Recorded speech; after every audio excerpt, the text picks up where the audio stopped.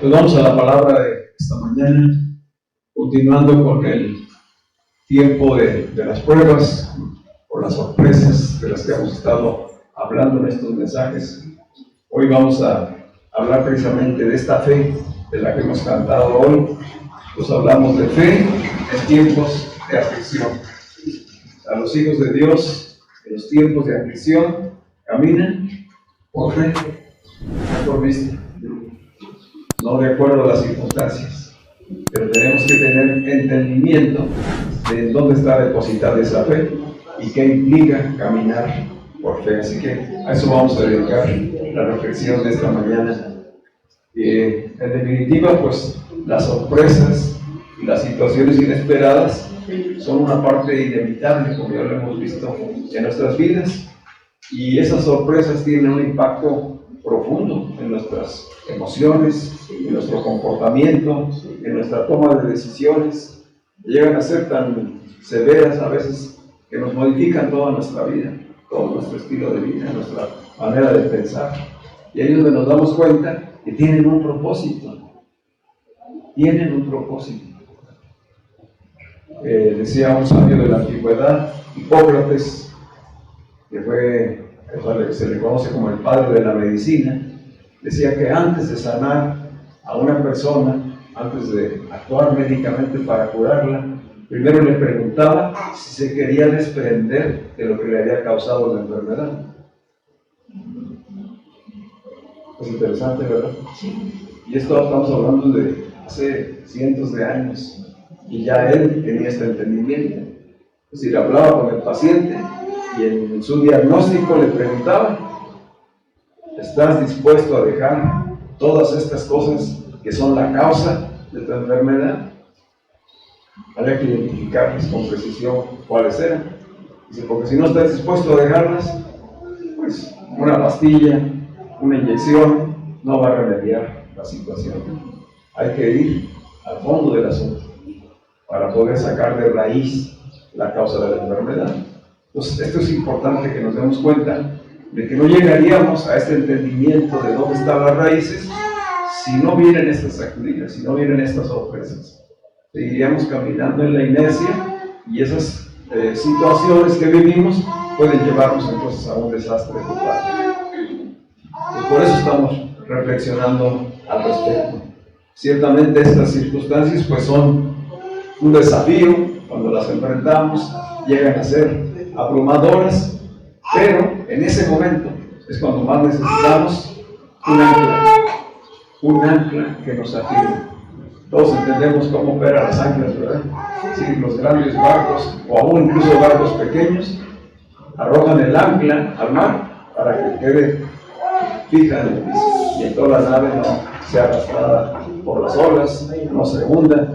¿Sí? Nosotros necesitamos un ancla firme para que las ondas, las olas que llegan cuando las sorpresas, cuando la inestabilidad no nos arrastren, para que la tempestad no nos llegue a la deriva. Necesitamos esa ancla. Pero esa ancla hoy se llama Cristo. Estábamos cantando hace un momento, ¿verdad? Él es nuestra ancla firme. Pero tiene que haber una revelación en nuestras vidas para que sea una realidad eso. Y con esa ancla que nos afirme, poder también buscar orientación, consuelo y ánimo. Dijo Jesús en el capítulo 16 de Juan, versículo 33, son palabras que les dijo a sus discípulos. Juan 16, 33, dice: estas cosas les he hablado para que en mí tengan paz. En el mundo tendrán aflicción, pero confiad, yo he vencido al mundo. O sea que Jesús nunca prometió que no iba a haber aflicción, ¿verdad? Está muy claro aquí. ¿Sí? ¿Qué dice él? En el mundo tendrán aflicción por diferentes circunstancias, de todo tipo, físicas, materiales, espirituales, de todo tipo. Pero, dice, confiando. Y esta es la palabra fe, una de sus traducciones es confianza.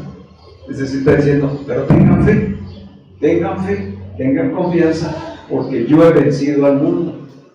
Entonces nosotros estamos en el vencedor. Allá vamos a ir un poquito más adelante en este pasaje de Juan 16. Pero ténganlo presente, es importante. Juan 16:3. Por un lado, Jesús confirma que en este mundo todos tendremos que enfrentar sorpresas, momentos inesperados, aflicciones, y nos llama a tener paz en Él, a tener confianza en Él, para salir adelante en medio de eso, sabiendo que Él ya venció al mundo. Así que la palabra de Dios pues es una fuente de sabiduría y de fortaleza que ilumina nuestro camino en esos tiempos en que hay tempestad, en esos tiempos en que hay oscuridad, en que hay experiencias inesperadas. Ya hace 8 días veíamos cómo el apóstol Pablo padeció circunstancias muy adversas a su vida varias veces, pero su confianza estaba en la palabra de Dios, en lo que Dios le había dicho. Y entonces caminaba por fe. Es un ejemplo que está escrito en la Biblia que nos revela qué es caminar por fe, caminar en la palabra. Así que hoy vamos a profundizar en esta parte, que la palabra de Dios nos ayuda en medio de estas circunstancias adversas. Es la fe en su palabra, y la oración de fe juega un papel muy importante, la que nos va a ayudar a afrontar las situaciones inesperadas. ¿Cómo nos ayuda la palabra de Dios? ¿Cómo es que podemos tener la confianza de ir a la Biblia cada vez que tenemos situaciones que nos afligen, que nos quebrantan, que nos sorprenden? Tenemos la seguridad de que al ir a la palabra de Dios, está allí en la Biblia, podemos tener fortaleza. Vamos a recibir fortaleza, vamos a recibir confianza, vamos a recibir esperanza. Y si tú buscas una concordancia en tu Biblia, vas a encontrar muchas citas que te van a hablar de esperanza, de confianza, de fortaleza. De tal manera que Dios puede dejarte una palabra rema, personal, de lo que está allí, para que camines en ella. La misma palabra de Dios nos va a permitir discernir, saber distinguir, diferenciar y aprender las lecciones de cada experiencia. Les había comentado ya anteriormente que no siempre aprendemos de las experiencias dolorosas. Recibimos la sorpresa, entramos en inestabilidad emocional y muchas veces vamos transcurriendo aquella situación sin reflexionar. Y finalmente a veces Dios en su gracia o algún médico nos ayuda y salimos del problema y volvemos a la misma circunstancia. ¿Sí? Seguimos nuestro modo de vida. A esto es a lo que se refería el sabio Hipócrates, que las personas deben estar dispuestas a hacer cambios, a despojarse de aquellas cosas, a renunciar de aquello que está causando las enfermedades. ¿Sí? Así que necesitamos pues aprender las lecciones que cada experiencia dolorosa nos deja y poder caminar en la certeza y la convicción de que estas situaciones difíciles no las transitamos solos. Esto es la bendición para los hijos de Dios. No vamos solos en cada circunstancia. Tenemos su palabra, que está revelada, que está escrita, que está bendecida, y tenemos su Espíritu. Entonces tenemos razones para tener confianza en medio de la adversidad. ¿Cuánto dicen amén? Amén. Dice Pablo, hablándole a la iglesia de Corinto, en la segunda carta, capítulo 1, versículo 5, les dijo: porque de la manera que abundan en nosotros las aflicciones de Cristo, oigan eso, porque de la manera en que abundan en nosotros, o sea, no es una vez, ¿verdad? No es una aflicción, no, son muchas aflicciones. Así es el mundo, dijo Jesús. Dice, pero de la manera que abundan en nosotros las aflicciones de Cristo, si participamos con Él en la aflicción, así abunda también por el mismo Cristo nuestra consolación. Abunda la aflicción, pero también abunda la consolación. Dios es un Dios de toda consolación, es lo que nos revela aquí la Escritura. Y Jesús dijo que Él vino a hacer funciones de consolador cuando estuvo físicamente aquí en la tierra.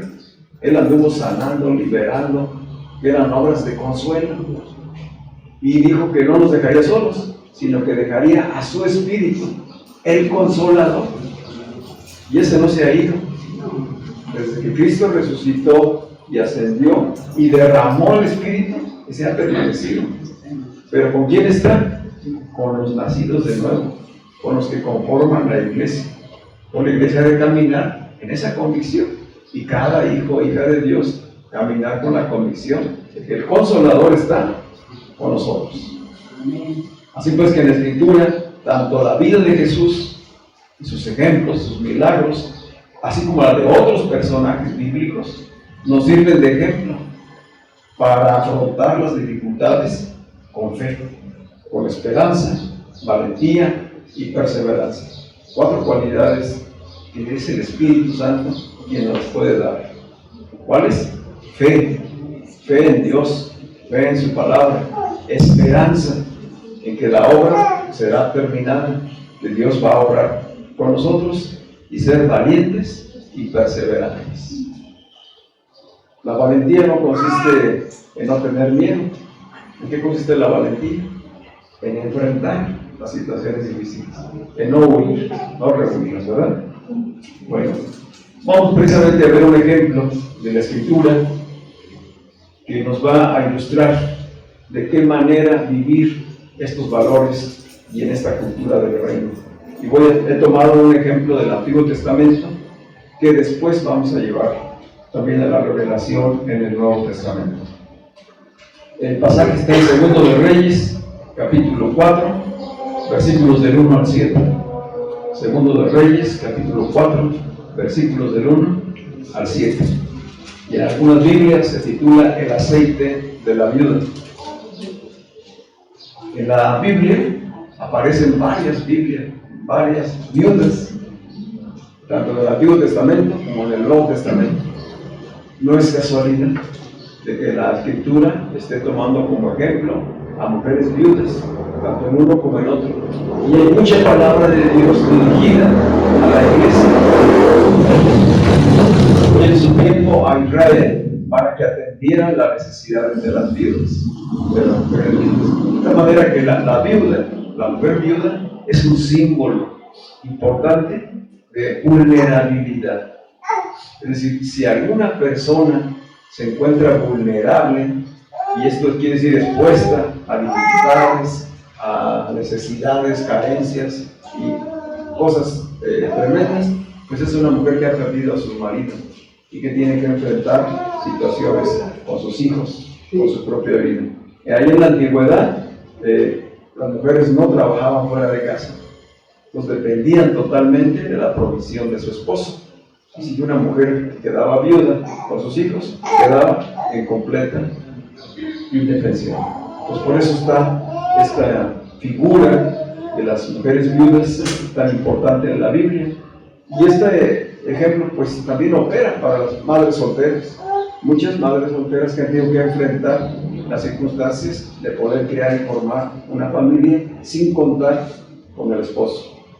Muchas veces porque el esposo salió de casa, se separaron, se divorciaron. Pero hay otras en las que sí están, pero no están. O sea, de los padres ausentes, los esposos ausentes, que parecen que sí están en la relación, pero no están comprometidos realmente con la familia, ¿verdad? Están dedicados a otras cosas. Entonces, esta mujer pues ejemplifica a varias de ellas, como lo acabo de decir. Vamos a leer el pasaje. Estaba dando un poco de contexto para que entendamos por qué está este ejemplo.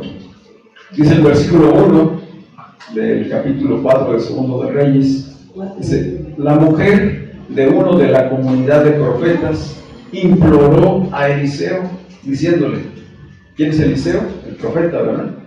Y se imploró diciéndole: tu servidor, mi marido, ha muerto, y tú sabes que era un hombre temeroso del Señor, pero ahora ha venido un acreedor para llevarse a mis 2 hijos como esclavos.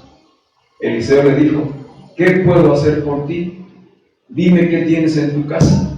Ella le respondió: tu servidora no tiene en su casa nada más que un frasco de aceite.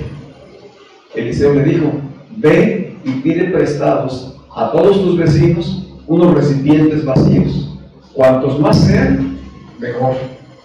Luego entra y enciérrate con tus hijos, echa el aceite en todos esos recipientes, y cuando estén llenos, colócalos aparte. Ella se fue y se encerró con sus hijos. Estos le presentaron los recipientes y ella los iba llenando. Versículo 6. Cuando todos los recipientes estuvieron llenos, ella dijo a su hijo: alcánzame otro recipiente. Pero el hijo respondió: ya no quedan más. Entonces dejó de correr el aceite.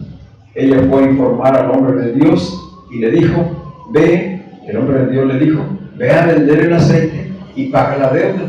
Después tú y tus hijos podrán vivir con el resto. Una historia interesante, ¿verdad?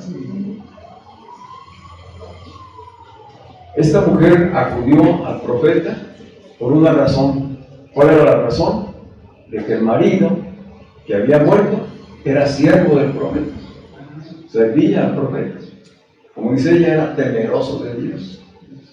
Y aquí hacerte una pregunta: bueno, ¿y cómo un hombre que sirve a Dios se endrogó de tal manera que dejó en una total situación de riesgo a su familia, al punto de que los hijos pudieran ser esclavizados por el acreedor? ¿No se lo preguntan? Pues podemos ver varias situaciones en esta historia, y una de ellas es, cuando las familias pasan por pobreza, por carencias muy graves de escasez de dinero, de una economía quebrantada, y que hay causas de que se haya llegado a esa situación.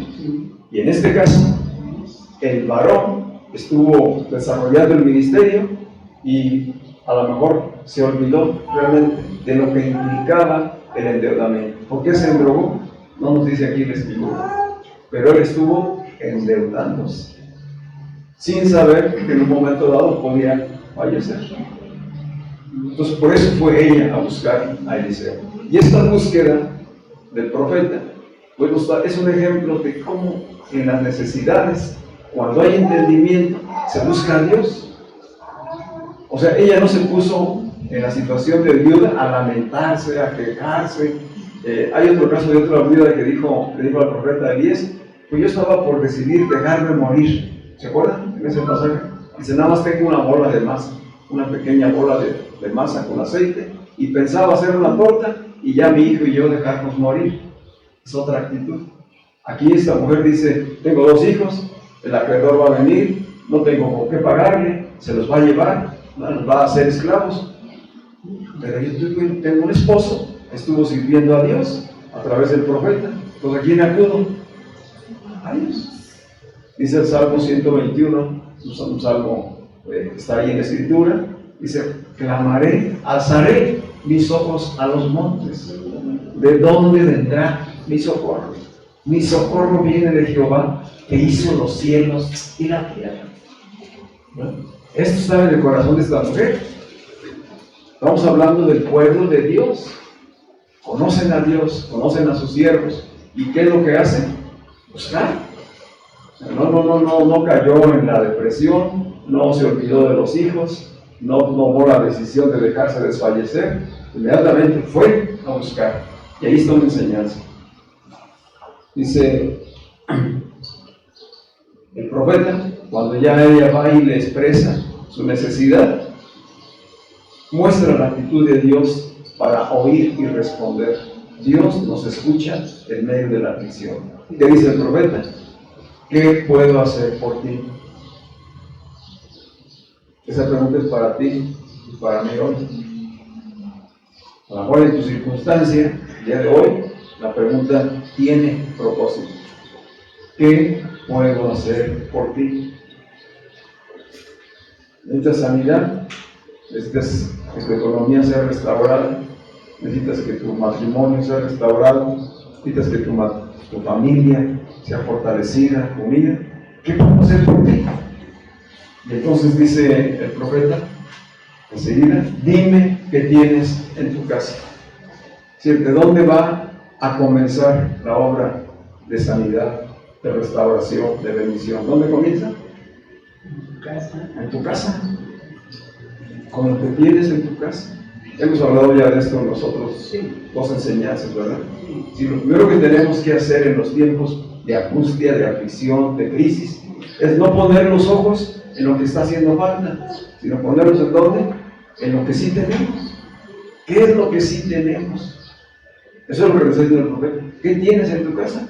Porque a lo mejor ella no se había puesto a pensar qué tenía en su casa. Por eso está buscando ayuda. Entonces, ¿qué puedo hacer por ti? ¿Y qué tienes en tu casa? Allí es donde vamos a empezar a buscar. Y ella dice, pues lo único que tengo es un frasco de aceite. Así como, ¿y esto para qué me podría servir? Y allí vienen las bases de la palabra para el milagro. ¿En qué iba a consistir el milagro? Le dijo el profeta, ve y pide prestados los más recipientes que se puedan. Dice, no pocos, muchos. Es decir, ¿a cuántas personas tendría ella que salir a visitar, a decirle su condición y a pedirles recipientes? Estamos hablando de acciones, de una mujer que caminó por fe. Esto es semejante a lo que Dios le dijo a Moisés, que acabamos de leer allí en Éxodo capítulo 14.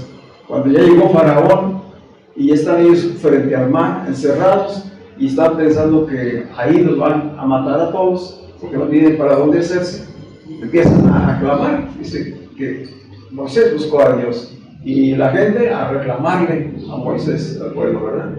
¿Y qué le dice Dios a Moisés? ¿Por qué clamas a mí? Toma la vara que tienes en tu mano y abre el mar. ¿Tú qué dirías? Abre el mar.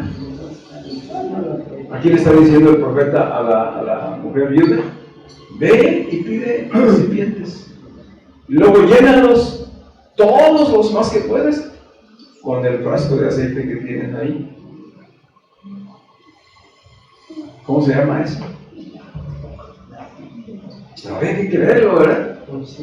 Es decir, Moisés oyó la voz de Dios que le decía, levanta tu vara y abre el mar, y creyó y lo hizo, y el pueblo pasó en seco. Aquí esta mujer oye al profeta y le cree y le obedece.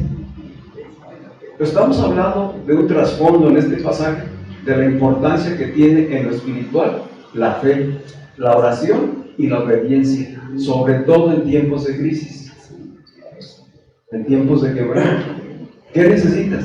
Fe en la palabra de Dios, oración para pedir, para rogar, ¿verdad? Y obediencia para ponerte en acción, no a lo que se te ocurra hacer a ti, sino en función de la palabra que recibiste. ¿Vamos bien hasta ahí? Dice, ya que tengas todos los recipientes, entra y enciérrate con tus hijos y echa el aceite en todos esos recipientes. Y cuando estén llenos, colócalos aparte. O sea, este era el milagro. Como de un frasco de aceite, que me imagino yo que era un pequeño frasco, iba a poder llenar todo lo que consiguiera de recipientes. Dice que cuando le puede correr el aceite, cuando ya no quedaban más recipientes que llenar. Es decir, que si hubiera habido más. Y viene algo interesante. Si la mujer fue, pidió apoyo al profeta, el profeta le da la palabra que necesita, ella la cree, obedece y actúa, y enseguida, cuando ya está el milagro, que ya tiene ahí toda la sala llena de recipientes llenos de aceite, va y le informa al profeta. Eso me gusta mucho. Versículo 7. Ella fue a informarle al hombre de Dios. Es decir, lo que tú me dijiste que hiciera, ya lo hice. Y efectivamente, el aceite rindió. El aceite es símbolo de la abundancia, símbolo de la plenitud, de la bendición abundante que Dios puede usar. El aceite se usaba para muchas diferentes cosas, entre ellas para ungir a los reyes, pero también era para iluminarlas con las lámparas, era para preparar los alimentos, era para curar las heridas, para los enfermos, para dárselos junto con otras hierbas. Tenía muchos usos y sigue teniendo muchos usos.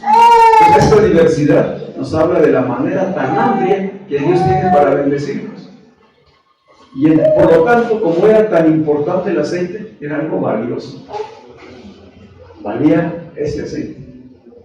Por eso le dice el profeta, una vez que ya vaya y le informa, dice, ve a vender el aceite. Y paga la deuda.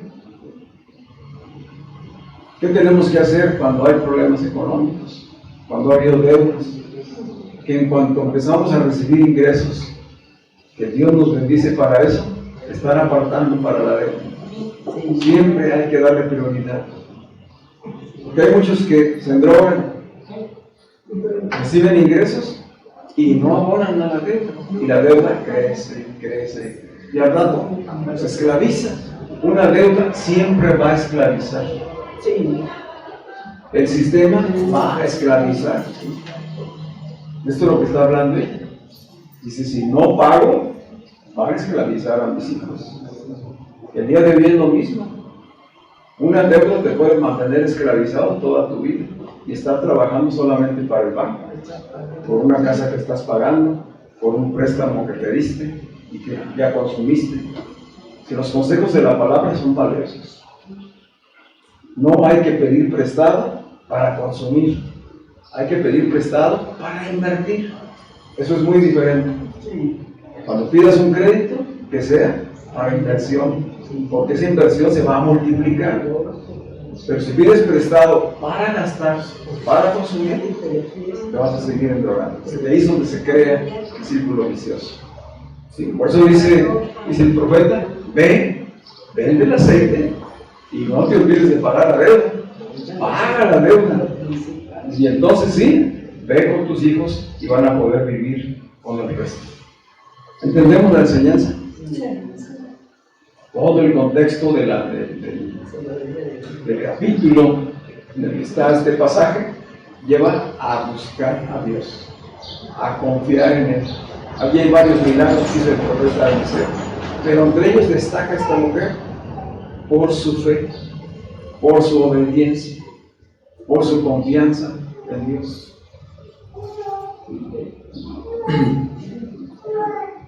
Así que decíamos pues que la mujer viene a ser un símbolo de la vulnerabilidad en tiempos de crisis. Es una figura de marginación y de la necesidad de justicia y de protección. Pero también la mujer viuda en la Biblia representa la fe, la perseverancia en la oración y la generosidad. ¿Se acuerdan que hubo una viuda también, ya grande de edad, que dice que cuando Jesús estaba en el templo, se acercó a depositar su ofrenda? ¿Recuerdan ese pasaje? Era lo único que ¿verdad? Y si Jesús, esta mujer dio todo lo que tenía. O sea, por eso las viudas siempre están en esa característica de mujeres necesitadas. Y si sin embargo esta mujer no se aferró, ella daba mucho más. Todos dieron de lo que les sobraba, pero la viuda fue generosa en gran manera, porque dio todo lo que tenía. ¿Qué sucedería después de eso? Pues que Dios se lo retribuyó. Dios no la iba a dejar en la pobreza, ¿verdad? Así que esta mujer tenía dos motivos grandes de aflicción: el duelo por la muerte de su esposo, que es una de las sorpresas que da la vida, el perder a un ser amado, a un ser querido. Ella estaba viviendo esa situación. Y segundo, que estaba en la aflicción y en la angustia de que al estar en desamparo, sin recursos, podría perder a sus hijos en esclavitud. Pues, sí estaba demasiado afligida, pero ¿qué hizo ella? Tomó conciencia de esa realidad y fue proactiva. A esto es lo que nos llama la palabra. No a desesperarnos, no a caer en la depresión o la ansiedad, sino buscar a Dios. Es el primer paso. Tomo conciencia de la situación y busco a Dios. Y Dios responde. Y cuando Dios responda, camino en la fe de lo que ya Dios me habló. Amén. Amén. Así que estamos pues reflexionando sobre lo importante que es la fe y la oración. Así como también el reconocimiento de que Dios siempre está dispuesto a escuchar al quebrantado y humilde de espíritu. Y que siempre, a través de su compasión, nos dará consuelo y esperanza.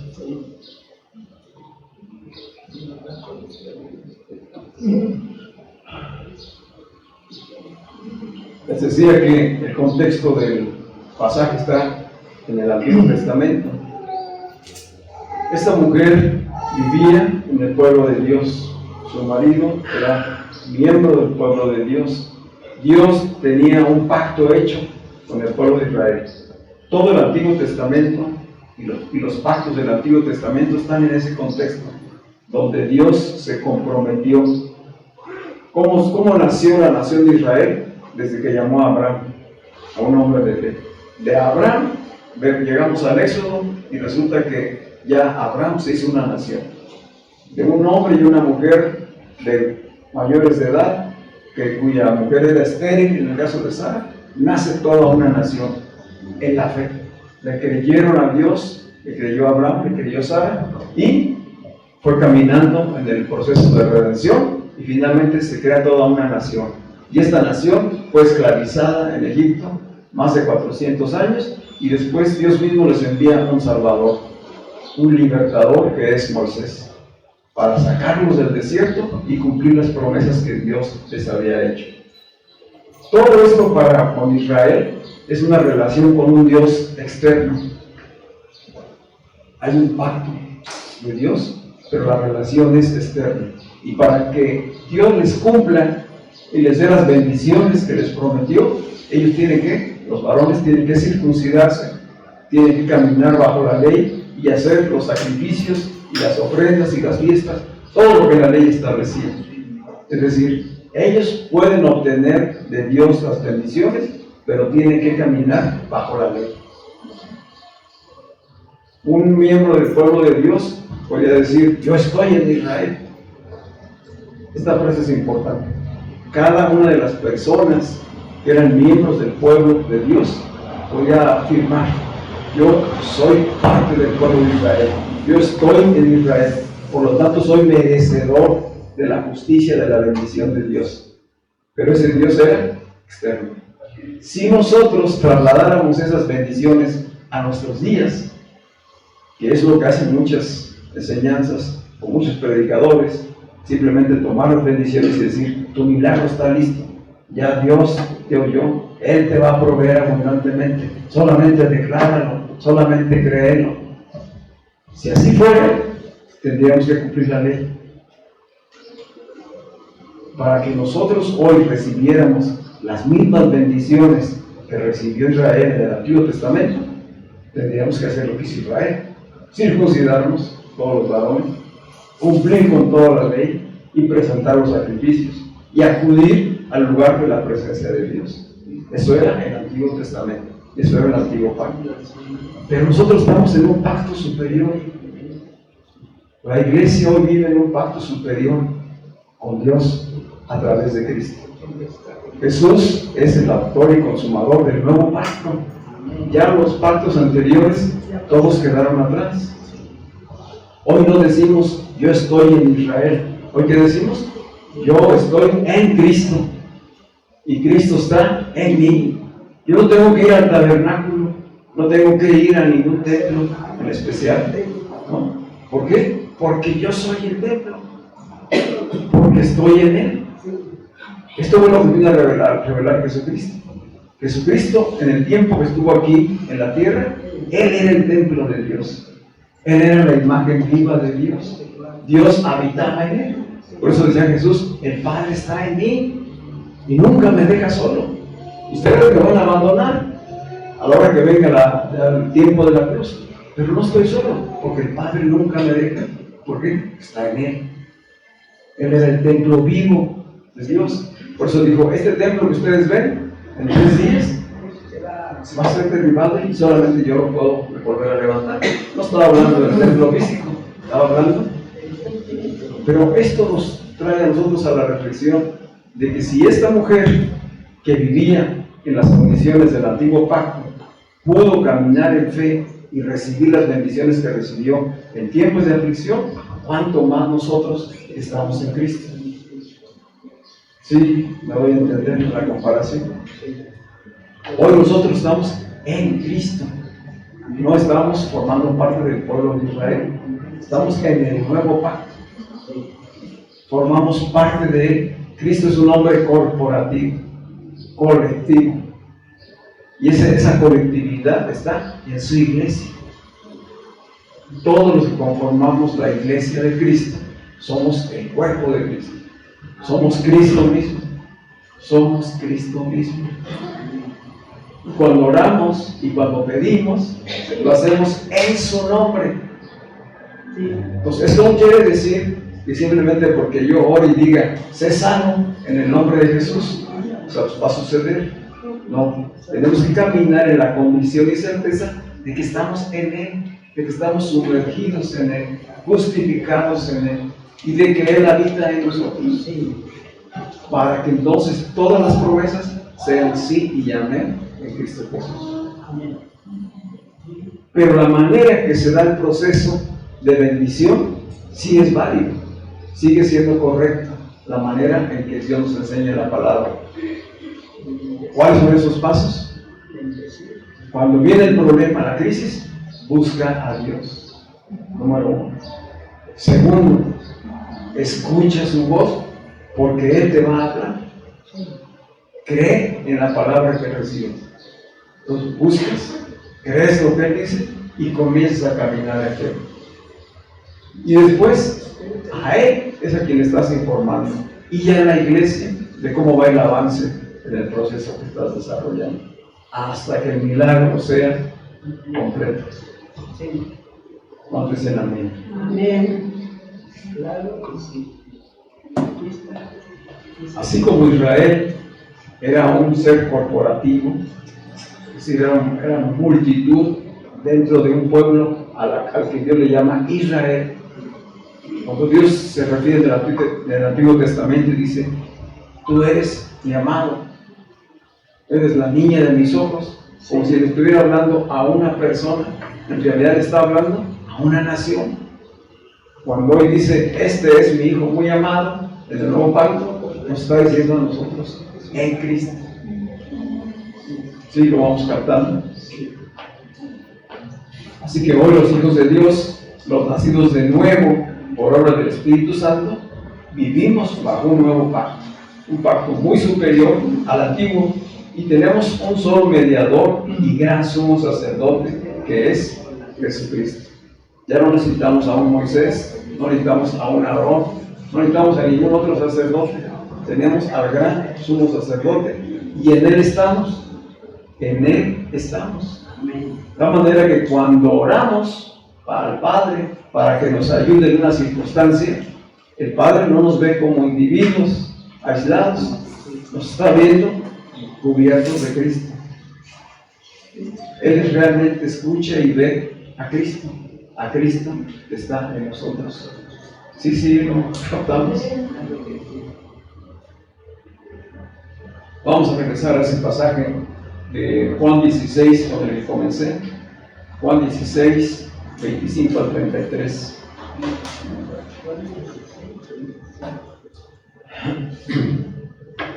Juan 16.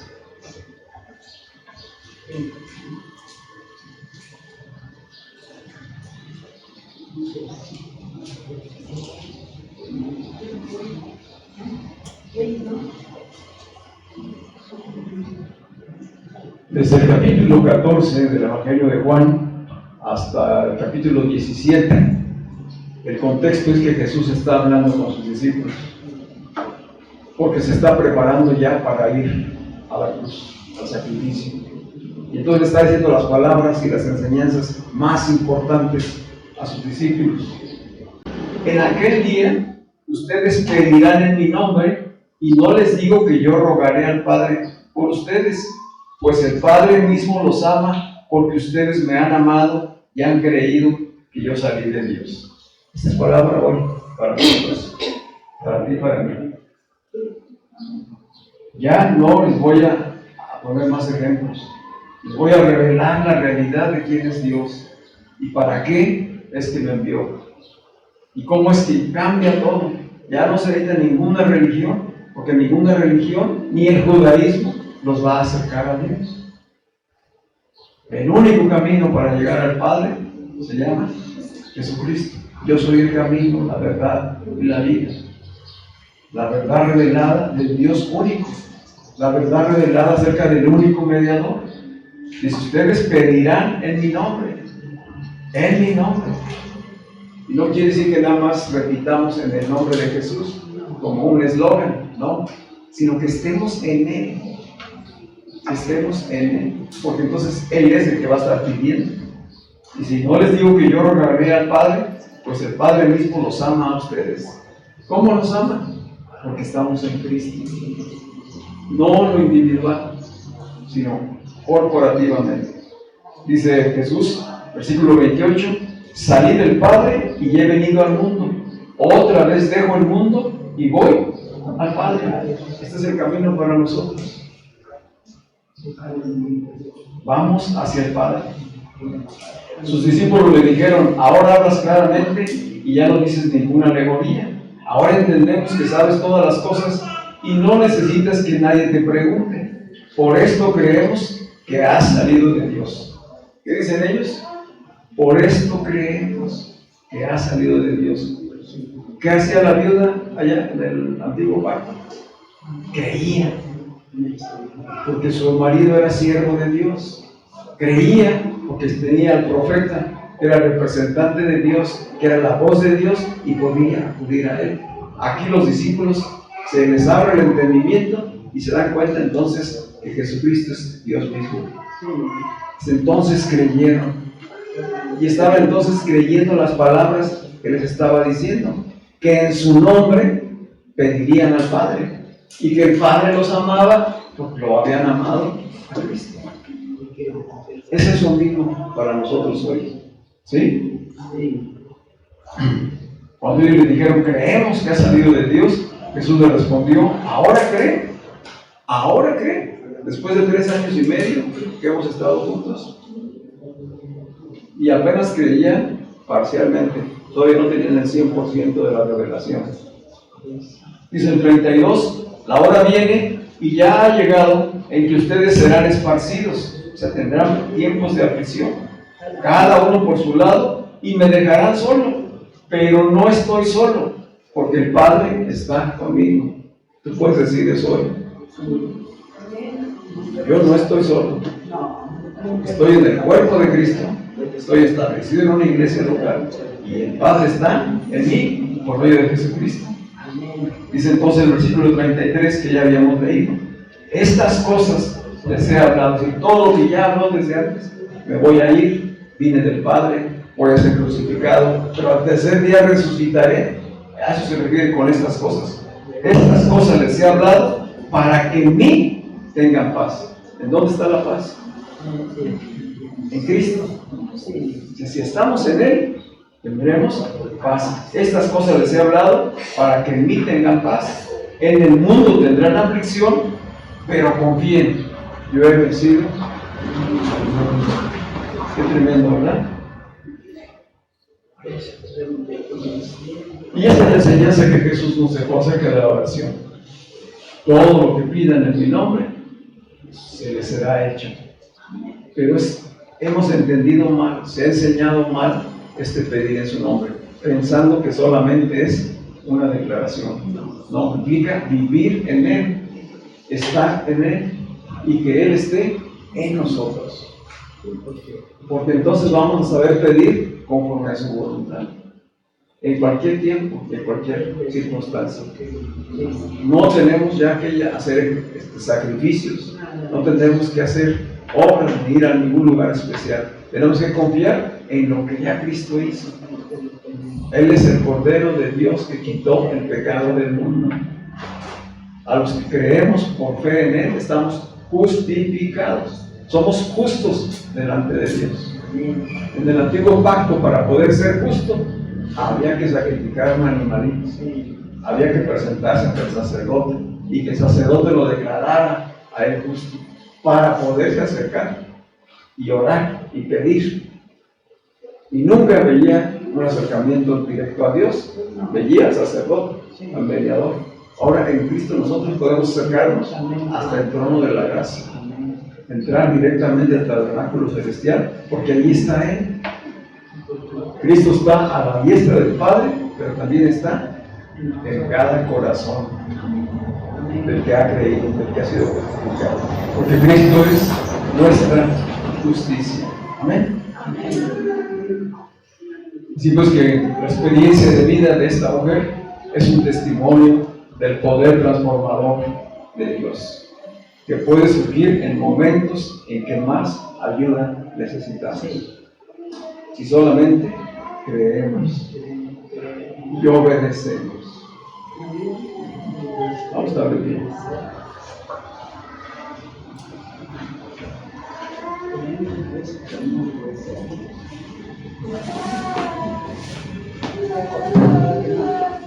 Esta historia y otras más que hay de la Escritura y ejemplos de vida de diferentes personas, milagros que hizo Jesús, todos tienen el propósito de que esas historias bíblicas se hagan vida en nosotros hoy en Cristo. No que querramos que se repitan las mismas historias del Antiguo Testamento, no. Ahora es diferente la manera en que se dará, porque estamos en un nuevo pacto. Pero si nuestra fe está firme en Cristo, tenemos la seguridad y la convicción de recibir todas las bendiciones. Así está escrito. Todas las promesas son sí y amén a los que están en Cristo Jesús. Y ninguna condenación hay para con sus hijos. De tal manera que podemos tener seguridad cuando buscamos a Dios de que va a venir la ayuda de Dios. Esa es la fe que necesitamos. Esta mujer nos enseña también, como ya habíamos dicho en otras ocasiones, como fue con Pablo, a que abracemos lo impredecible, que surge la sorpresa, que viene lo inevitable, no rechazarlo, no renegar de él, no tratar de huir, sino aceptar y comenzar el proceso de sanidad o restauración. Ese es el ejemplo que nos da esta mujer. Aceptar, afrontar desde el Espíritu y conducirse en un camino de fe y obediencia, sabiendo que Dios va a resolver esta obra en nuestras vidas, conforme a su voluntad. Amén. Padre, te damos muchas gracias por tu palabra, Señor. Tu palabra está revelada, está bendecida, Señor. Y hoy tu Espíritu Santo es el que nos guía a esta verdad. Es la que ilumina nuestro entendimiento, Señor. Gracias. Gracias. Hoy pedimos que tu Espíritu Santo sea quien nos fortalezca en nuestro ser interior en estos momentos de aflicción, de necesidad, en los momentos de pruebas. Porque sabemos que unos están en esa prueba y otros quizá van a enfrentarla, Señor. Que en todo momento inesperado, tu Espíritu Santo, Señor, nos dé la sabiduría, el entendimiento, fortalezca nuestra fe y caminemos en obediencia, Señor. Teniendo la certeza de que somos tus hijos, que somos hijos tuyos, justificados por medio de la fe en Cristo Jesús. Y que esa gracia que tú has derramado a través de Cristo en nuestras vidas es suficiente para sostenernos. Porque así lo has dicho tú, Señor. Que tu gracia es suficiente. Que tu poder se magnifique en nosotros en los momentos de debilidad y de quebranto. Así se lo dijiste a Pablo: bástate mi gracia, porque mi poder se magnifica, se engrandece en tus momentos de mayor necesidad. Que en esos momentos, Señor, nuestros ojos estén puestos en ti y que podamos decir como el salmista, tenemos la seguridad que de ti vendrán nuestros socorros, del que hizo los cielos y la tierra y que hoy nos ha dado una nueva naturaleza. Hoy no somos más pecadores, sino hijos de Dios perdonados, restaurados, justificados, merecedores, dignos del bien tuyo, Señor. Que tu gracia y favor sea con cada uno de todos nosotros, en el nombre de Cristo Jesús. Amén. Le damos un aplauso al Señor.